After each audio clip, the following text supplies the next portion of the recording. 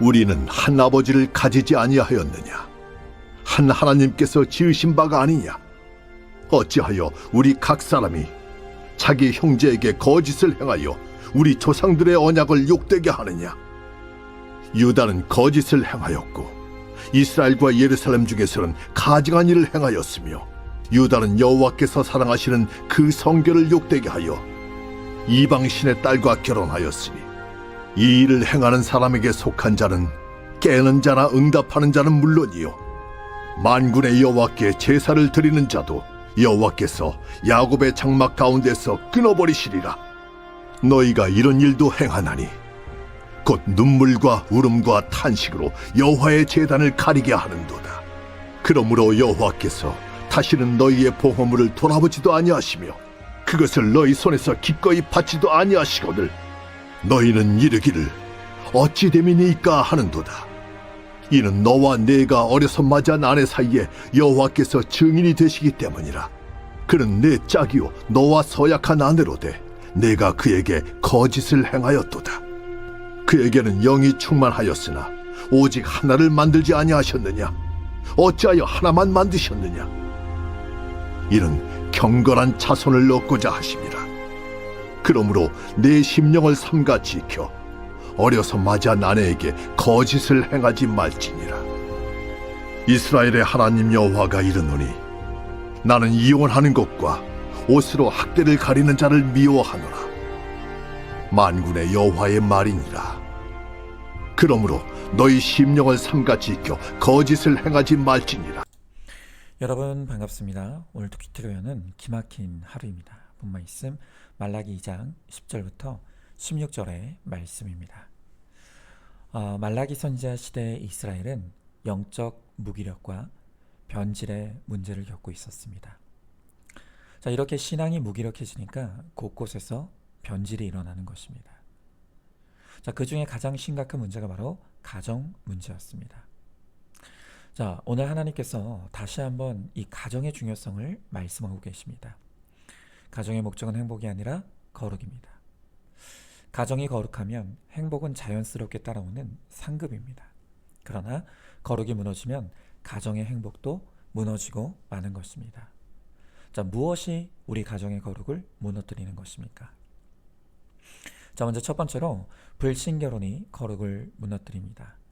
자, 11절, 12절 말씀에 유다는 거짓을 행하였고 이스라엘과 예루살렘 중에서는 가증한 일을 행하였으며 유다는 여호와께서 사랑하시는 그 성결을 욕되게 하며 이방 신의 딸과 결혼하였으니 이 일을 행하는 사람에게 속한 자는 깨는 자나 응답하는 자는 물론이요 만군의 여호와께서 제사를 드리는 자도 여호와께서 야곱의 장막 가운데서 끊어 버리시리라 그랬습니다. 자, 오늘 하나님께서 이스라엘 백성들의 불신결혼을 강하게 책망하십니다. 자, 그러면서 이 불신결혼이 성결, 즉 거룩을 욕되게 하는 가증한 일이라고 분명하게 말씀하시는 것입니다. 여러분, 왜 불신결혼하면 거룩한 가정이 될 수 없습니까? 예수님은 마태복음 19장 6절에서 결혼에 대해 이렇게 정의하십니다. 그런즉 이제 둘이 아니요 한 몸이니 그러므로 하나님이 짝지어 주신 것을 사람이 나누지 못할지니라. 자, 여기서 예수님은 결혼이란 둘이 한 몸이 되는 것이라고 합니다. 한 몸이 된다는 것은 명령어입니다. 정신적 결합뿐만이 아니라 육체적, 영적 결합을 통해서 구체적으로 슬픔과 기쁨을 같이 느끼는 전인격적인 공동체인 것입니다. 여러분, 그런데 이게 인간의 힘으로는 한 몸이 될 수 없는 것입니다. 왜냐하면 나의 반을 버리고 상대방의 반을 채워야 하기 때문입니다. 당연히 한 몸이 되기까지는 아픔이 따릅니다. 그래서 결혼의 목적이 행복이 아니고 거룩인 것입니다. 신기루 같은 환상을 쫓아 결혼했다면 반드시 실망하게 되는 것입니다. 둘이 한 몸이 되는 부부가 최고입니다. 이것이 전제되어 모든 관계가 행복해집니다. 그렇기에 부부 사랑, 이 첫 번째고 그 다음에 자식 사랑, 그 다음에 부모 사랑, 그 다음에 형제 사랑 순으로 이어가야 합니다. 이렇게 해야 행복한 가정, 건강한 가정이 됩니다. 여러분, 이 순서를 조금만 뒤바꿔도 문제가 생기는 것입니다. 자, 또한 예수님은 결혼이란 짝 짓는 것이라고 합니다. 여기서 짝을 짓는다는 것은 함께 멍에를 맨다는 뜻입니다. 같은 목표를 바라보면서 무거운 짐을 함께 지고 가는 것이죠. 자, 구약 성경에서는 동일한 종의 동물끼리만 멍에를 매라고 합니다. 바로 여기서 불신결혼하지 말라는 말이 나온 것입니다. 소와 사자가 같이 멍에를 맬 수 없습니다. 소와 쥐도 같이 멍에를 맬 수 없습니다. 여러분, 그러면 어떻게 결혼해야 합니까? 초대 기독교 시대에는 성교하겠다는 마음으로 불신 가정에 시집 장가를 갔습니다. 그러나 지금은 합리화를 시키면서 불신 가정에 시집 장가를 갑니다. 돈과 재력을 보고 또 욕심과 야망 때문에 불신 결혼하는 것입니다. 그러나 이제 우리는 이 불신 결혼과 이혼 안 하는 것이 교시가 되어야 합니다. 물론 이렇게 말씀드리면 어떤 분들은 나는 이미 이혼했는데 어떡하냐고 하실 분들도 있을 것입니다. 여러분, 이미 우리 교회 안에도 이혼한 분들이 계십니다. 또 앞으로도 이혼한 분들이 많이 오시길 바랍니다. 절대로 그분들을 미워하는 것이 아닙니다. 하나님은 죄를 미워하지 절대로 죄인을 미워하지 않으십니다. 그러나 신명기 7장 1절에서 11절 말씀을 보면 모세가 이스라엘 백성들에게 가나안 여인과 결혼하지 말라고 하면서 그러면 하나님께서 1000대까지 인애를 베풀 것이라고 약속하십니다.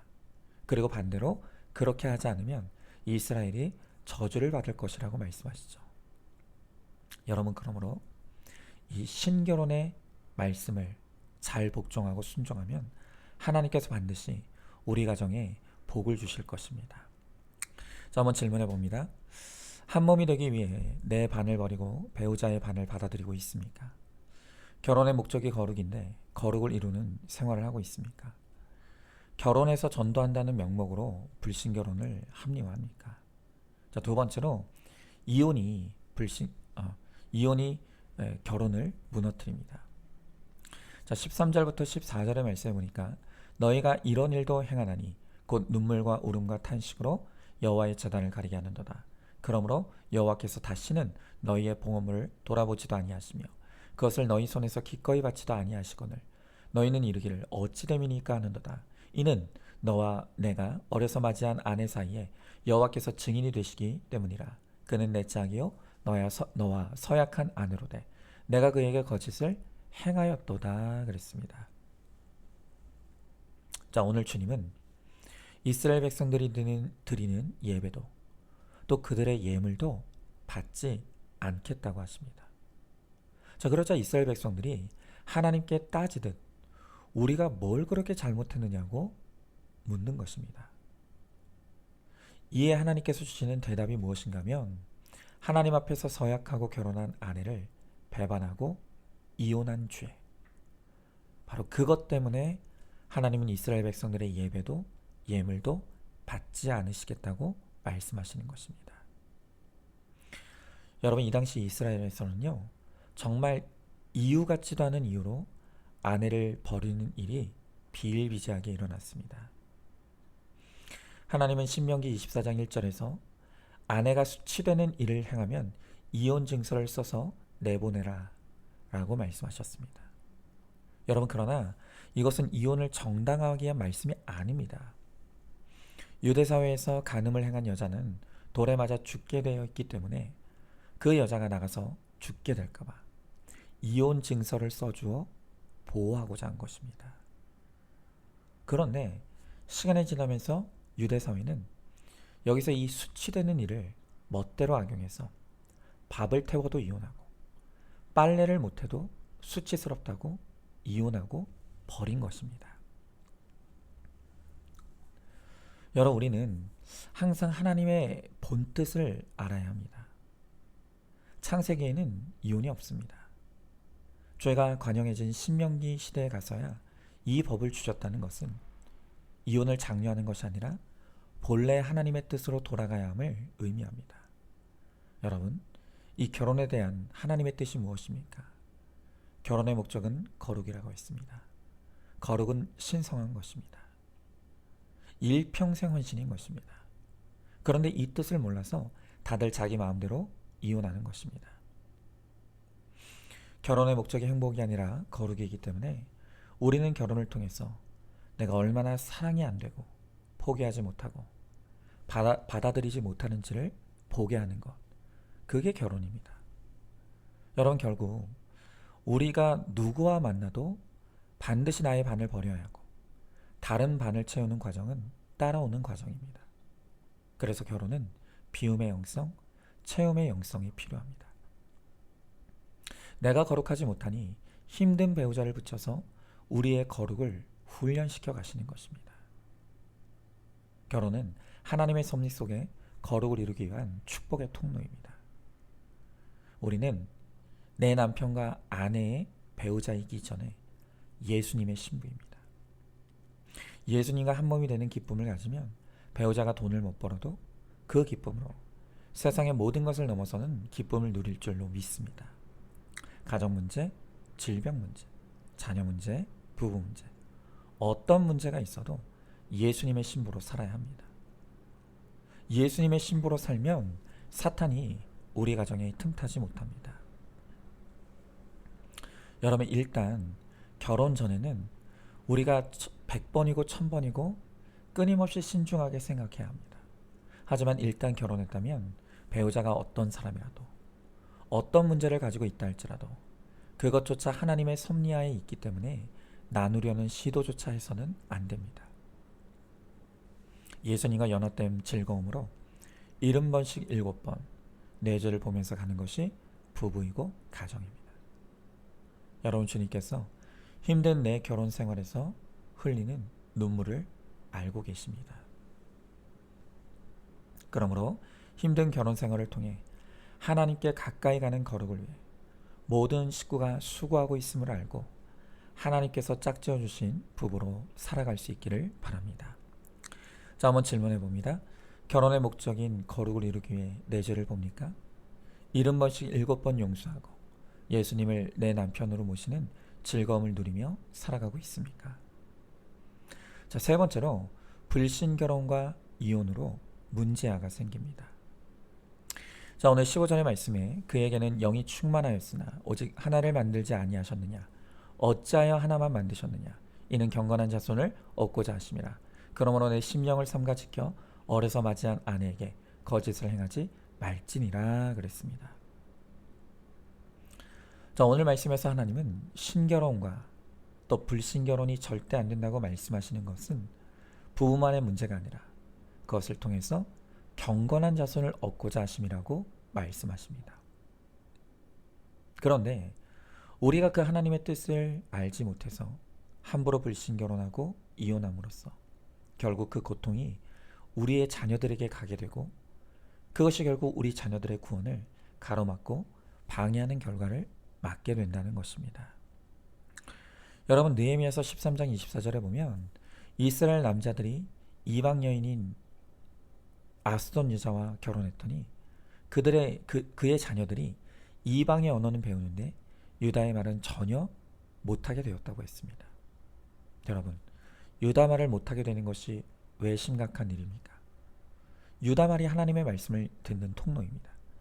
그런데 그 언어를 하지도 못하고 듣지도 못하니까 예배를 드릴 수 없습니다. 성경을 읽을 수가 없습니다. 여러분, 우리도 마찬가지죠. 한 가정에서 엄마는 믿음의 언어를 씁니다. 믿음이 중요하다. 구원받아야 된다. 하늘의 방언을 가르치는데 아빠는 자녀들을 붙들고 돈이 최고야. 돈이 있어야 믿음도 있는 거야. 세상의 언어를 가르칩니다. 자, 그런데 문제는 이 자녀들의 뿌리에도 죄성이 있기 때문에 이렇게 하늘의 언어와 세상의 방언이 섞이게 되면 결국 세상 방언에 귀를 더 열게 되는 것입니다. 그래서 이 가정이 믿음의 한 언어를 쓰는 것이 너무너무 중요합니다. 그런데 그 중요성을 알지 못하고 불신결혼했을 때 그 결과로 자녀들의 믿음이 끊어지게 되는 것입니다. 여러분, 이혼은 더 심각한 문제를 낳습니다. 이혼은 두 사람만이 갈라서는 것으로 끝나는 것이 아닙니다. 여기서 파급된 문제가 꼬리를 물고 이어집니다. 서로 원수가 되어서 미워하는 사이가 되니까 부모, 형제와도 헤어져야 합니다. 자녀와도 헤어져야 합니다. 그뿐입니까? 이혼의 과정에서 조금이라도 유리한 입장에 서기 위해서 상대방을 올무와 함정에 빠뜨리고 여러 증거를 수집해서 위자료를 한 푼이라도 덜 주고 더 받기 위해서 진흙탕 싸움을 합니다. 여러분, 그런데 그걸 우리 자녀들이 다 지켜봅니다. 그리고 그 과정에서 치유하기 힘든 상처를 받게 됩니다. 그리고 그 상처는 훗날 자녀들이 이루는 부부관계와 가정에서 그대로 되물림이 되는 것입니다. 그래서 장래일을 아시는 성령 하나님이 탄식하며 이혼을 막습니다. 그런데도 이렇게 어마어마한 일을 하려고 합니까? 여러분, 우리가 자녀들에게 물려줄 수 있는 최고의 유산은 바로 믿음의 가정, 그리고 깨끗한 호적입니다. 한번 질문해 봅니다. 내 정욕과 욕심으로 하려는 불신결혼과 이혼 때문에 자녀의 구원이 위태로워진다는 것을 알고 있습니까? 자녀들에게 물려줄 수 있는 최고의 유산은 건강한 가족과 깨끗한 호적이라는 것을 깨닫습니까? 오늘도 12월 27일 보석상자입니다.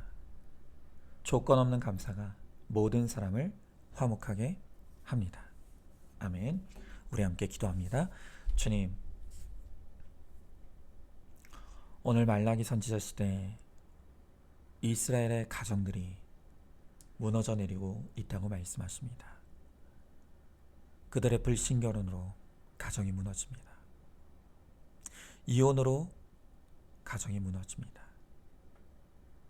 그 사이에서 우리의 자녀들이 상처받고 문제아가 되므로 가정이 무너진다고 말씀하십니다. 주님, 오직 결혼의 목적이 거룩이며 가정의 목적도 거룩임을 우리가 믿고 깨닫게 될 때 비로소 진정한 행복이 일어나게 된다고 말씀하십니다. 주님, 이제는 정말로 가정을 내 행복의 도구로 사용하려는 이기적이고 악한 그 모든 시도들을 내려놓게 하시고 오직 하나님 앞에서 말씀대로 순종하며 오직 거룩을 쫓는 인생이 되어서 우리 가정이 거룩해지고 우리 자녀들이 거룩해지며 또한 거룩한 가정을 통해서 교회가 살고 나라가 사는 역사가 일어날 수 있도록 우리 주님께서 함께하여 주시옵소서. 믿사오며 사랑이 많으신 우리 예수님 이름 받들어 기도드리옵나이다. 아멘. 오늘도 큐티로 기막힌 하루를 살아내는 하늘가족 공동체 우리 모든 성도님 되시기를 주님의 이름으로 축복합니다.